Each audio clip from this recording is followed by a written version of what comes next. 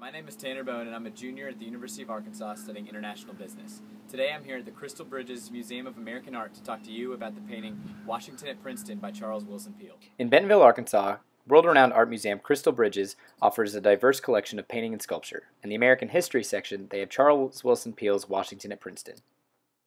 Charles Willson Peale is widely regarded as one of the most active and influential artists of the late 18th century. Peale became heavily involved in the American Revolutionary cause, and it is a time period from which he drew much of his artistic inspiration. Noted for his portraits of key revolutionary figures, including over 1,100 portraits of leaders like Benjamin Franklin, John Adams, and Thomas Jefferson, he is most known for painting more portraits of George Washington in his lifetime than any other artist. Since his first painting of Washington in 1772 at Mount Vernon, Peale ended his career with 7 distinct portraits of America's first president. As mentioned, Charles Willson Peale was an avid supporter and follower of the American Revolution, and in doing so spent a great deal of time at Independence Hall in Philadelphia. Here's where he painted what is considered to be his greatest work, George Washington at Princeton. The painting found immediate success and saw an instant demand for replicas, including French Ambassador Conrad Alexander, who as a gift purchased one to give to King Louis XVI in 1779. The piece is tied specifically to the Battle of Princeton, and Peale wanted that scene and message to be depicted effectively. The painting itself shows the founding father leaning against an enemy cannon sporting a blue and buff uniform with the blue sash of the commander-in-chief.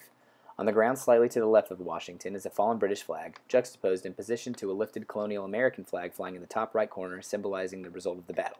To the same point, in the background one can see a line of red-coated British soldiers escorted as prisoners by the victorious colonists.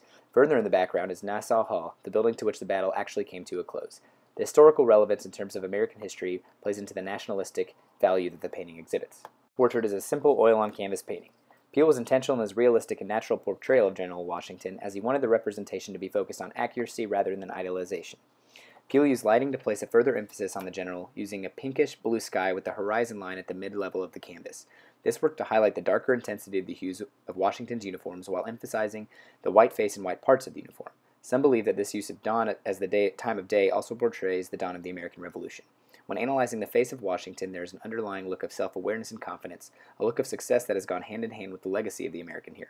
The artistic strategy of perspective to bring focus to Washington is the obvious focal point, as he is centrally located and larger than all the other activities shown in the portrait.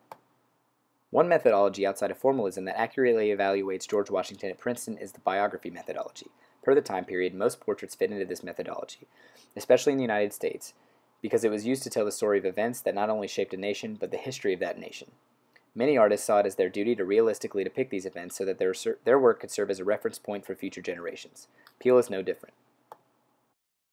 An American himself, Peale's objective when undertaking the painting was to portray Washington in the light that most colonists saw their leader, a man of reverence, high character, and ultimately a successful proponent of the fight for American independence. By definition, the biography methodology works to interpret works as expressions and personalities.